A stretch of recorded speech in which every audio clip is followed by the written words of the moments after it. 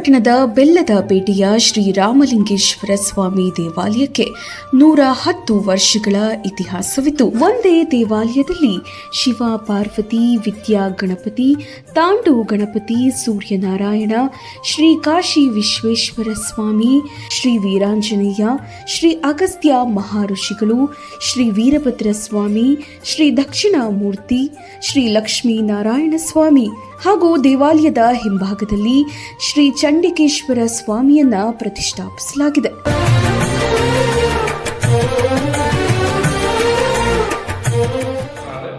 ಶ್ರೀ ರಾಮೇಶ್ವರದಿಂದ ತಂದು ಸ್ವಾಮಿಗಳನ್ನ ಪ್ರತಿಷ್ಠಾಪನೆ ಮಾಡಿರೋದು ತುಂಬಾ ವಿಶೇಷ. ಸ್ವಾಮಿ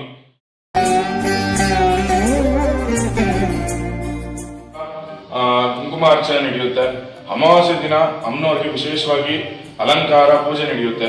ಹಾಗೂ ಅಮ್ಮನವರ ಹೆಸರು ಪಾರ್ವತಿ ಅಂತ, ತುಂಬಾ ವಿಶೇಷ. ಮಕ್ಕಳಾಗದಿರೋರಿಗೆ ಹಾಗೂ ಮದುವೆ ಆಗದಿರೋರಿಗೆ ಅಮ್ಮನವ್ರಿಗೆ ಬಂದು ಇದು ಕೊಟ್ರೆ, ಬಾಗಿನ ಕೊಟ್ರೆ ಮದುವೆ ಆಗುತ್ತೆ. ಕಾಶಿಗೆ ಹೋಗಿ ಕಾಶಿ ವಿಶ್ವೇಶ್ವರ ಅಂತಂದು ಕಾಶಿಯಿಂದ ಪ್ರತಿಷ್ಠಾಪನೆ ಮಾಡೋದ್ರಿಂದ ಕಾಶಿ ವಿಶ್ವೇಶ್ವರ ಅಂತ ಪ್ರತಿಷ್ಠಾಪನೆ ಮಾಡಿದ್ದಾರೆ. ಈ ದೇವಾಲಯದ ಪ್ರಕಾರದಲ್ಲಿ ನವಗ್ರಹಗಳನ್ನು ಪ್ರತಿಷ್ಠಾಪಿಸಲಾಗಿತ್ತು ಹಾಗೂ ಬಿಲ್ವಪತ್ರೆಯ ವೃಕ್ಷ ನೋಡಬಹುದು.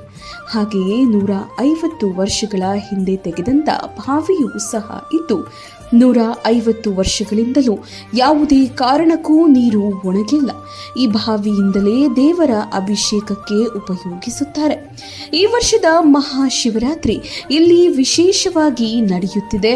ಇಡೀ ರಾತ್ರಿ ಶಿವನಿಗೆ ಅಭಿಷೇಕ ಸೇರಿದಂತೆ ಹಲವು ಧಾರ್ಮಿಕ ಕಾರ್ಯಕ್ರಮಗಳು ಇಲ್ಲಿ ನಡೆಯುತ್ತಿವೆ.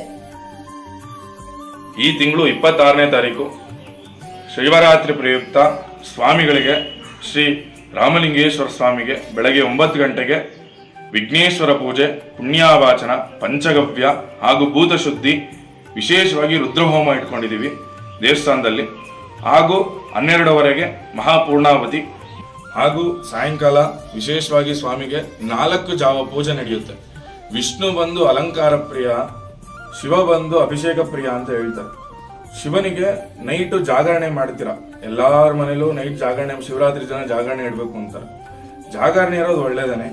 ಹಾಗೆಯೇ ದೇವಸ್ಥಾನದಲ್ಲಿ ಬಂದು ರುದ್ರ ಪಾರಾಯಣ ಕಿವಿಗಳಲ್ಲಿ ಕೇಳ್ಕೊಳ್ತಾ, ನಿಮ್ಮ ಶ್ರವಣಗಳು ಕೇಳ್ಕೊಂತ ನೀವು ಅದನ್ನ ಒಂದು ಜಾಗರಣೆ ನಡೆಸೋದು ತುಂಬಾ ಒಳ್ಳೇದು. ವಿಶೇಷವಾಗಿ ಶ್ರೀ ರಾಮಲಿಂಗೇಶ್ವರನಿಗೆ ನೈಟು 4 ಜಾವ ಪೂಜೆ ನಡೆಯುತ್ತೆ. ನೈಟ್ ಸಾಯಂಕಾಲ, ಶಿವರಾತ್ರಿ ಸಾಯಂಕಾಲ 6 ಗಂಟೆಗೆ, 9 ಗಂಟೆಗೆ, 12 ಗಂಟೆಗೆ, ತಿರ್ಗಾ ಮಾರನೇ ಬೆಳಗ್ಗೆ 27ನೇ ತಾರೀಕು ಬೆಳಗ್ಗೆ 6 ಗಂಟೆಗೆ ಸ್ವಾಮಿಗೆ ಪಂಚಾಮೃತ ಸಹಿತ ಏಕವಾರ ರುದ್ರಾಭಿಷೇಕ ನಡೆಯುತ್ತೆ. ಹಾಗೂ 12 ಗಂಟೆಗೆ ಕುಂಭಮೇಳದಿಂದ ತಂದಿರುವ ಗಂಗೆಯನ್ನು ವಿಶೇಷವಾಗಿ ರುದ್ರಾಭಿಷೇಕ ಪೂಜೆ ಮಾಡುತ್ತಿದ್ದೇವೆ. ಭಕ್ತಾದಿಗಳು ಹೆಚ್ಚಿನ ಸಂಖ್ಯೆಯಲ್ಲಿ ಬಂದು ಸ್ವಾಮಿಯ ಕೃಪೆಗೆ ಭಾಗವಹಿಸಬೇಕೆಂದು ನಿಮ್ಮಲ್ಲಿ ಸವಿನಯ ಪ್ರಾರ್ಥನೆ. ಜೈ ಗುರುದೇವ್. 51ನೇ ವರ್ಷದ ಶ್ರೀ ವನಕಲ್ಲು ಮಲ್ಲೇಶ್ವರ ಜಾತ್ರಾ ಮಹೋತ್ಸವ.